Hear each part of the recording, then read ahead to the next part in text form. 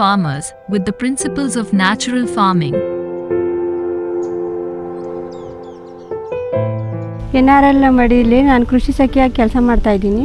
ನಾವು ನೈಸರ್ಗಿಕ ಕೃಷಿ ಮಾಡ್ತಿದ್ದೀವಿ. 150 ಜನ ರೈತರಿಗೆ ಇದ್ರ ಬಗ್ಗೆ ತಿಳುವಳಿಕೆ ನೀಡಿದ್ದೀವಿ. ನಾವು ಎರೆಹುಳು ಗೊಬ್ಬರ ಮತ್ತು ಹಸಿರು ಎಲೆ ಗೊಬ್ಬರ ಮತ್ತು ನೀಮಾಸ್ತ್ರಮು, ಜೀವಾಮೃತ, ಬೀಜಾಮೃತ ಇದನ್ನೆಲ್ಲ ಅಳವಡಿಸ್ಕೊಂಡಿದ್ದೀವಿ. ಇದರಿಂದ ಹೆಚ್ಚು ಉಪಯೋಗ ಆಗಿದೆ. ಮಣ್ಣಿನ ಫಲವತ್ತತೆ ಹೆಚ್ಚಿದೆ ಮತ್ತು ಕೀಟಗಳ ಬಾಧೆ ಕಡಿಮೆ ಆಗಿದೆ.